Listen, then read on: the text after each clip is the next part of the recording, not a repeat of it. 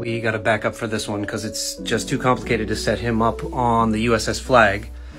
So let's take a look at G1 Fort Max from 1987.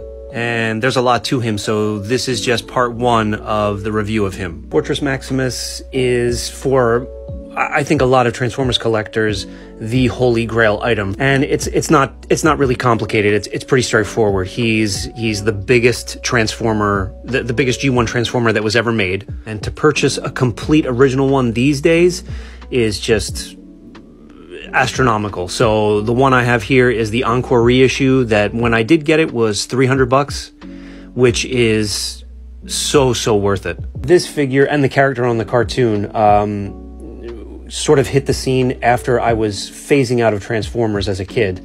So I didn't know that this existed at all. When I did find out this existed as an adult, it shot to the top of the list of Transformers I had to have.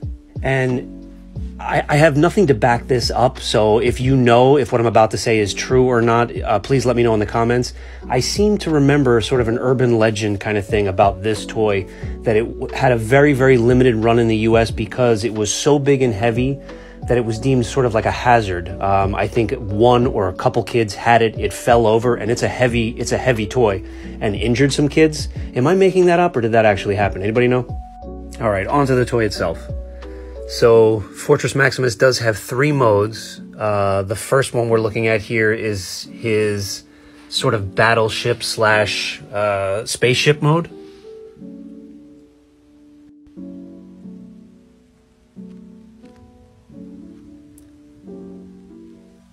And of course there's a ton of extra accessories and figures as well. The smallest of which is right here. This is Spike, who is the headmaster for Cerebros, and we'll get to him in a second. And there's a lot of places for the other figures to interact with Fortress Maximus, the most obvious of which, with Spike here, is the little tower slash cockpit up here. Then you have 2 other vehicles. This little rolly tank thing is Grommet, and then we have Gasket here. And they're made to be stored right there in the feet. And here we have a headless Cerebros.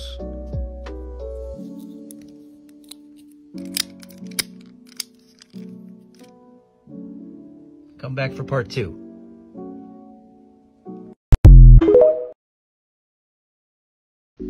And part 2 of a look at G1 Fort Max. So that was about it for spaceship slash battleship mode for Fort Max, with the exception of this feature I forgot to mention. He's got a little turning radar dish here. So now we will get him into his next mode, which is city mode.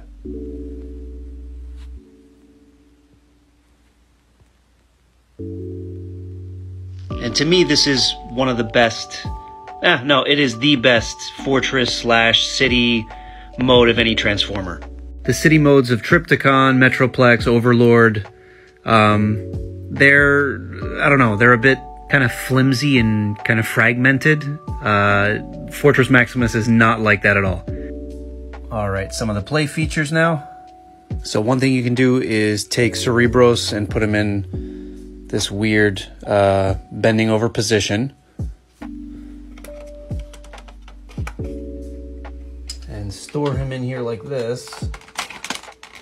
And have Spike standing there like he's at a control panel or DJing. You can put Grommet and Gasket on these 2 red platforms and kind of manually launch them down these ramps. It's not spring-loaded or anything, you just kind of push this.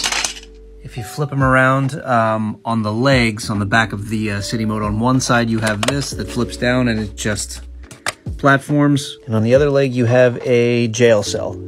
All right, and down here on either side of the main body,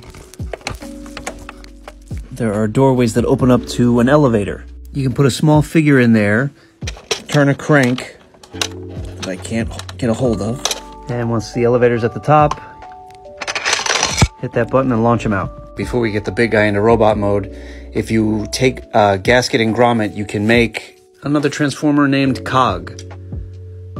Simple but cool. And now for robot mode.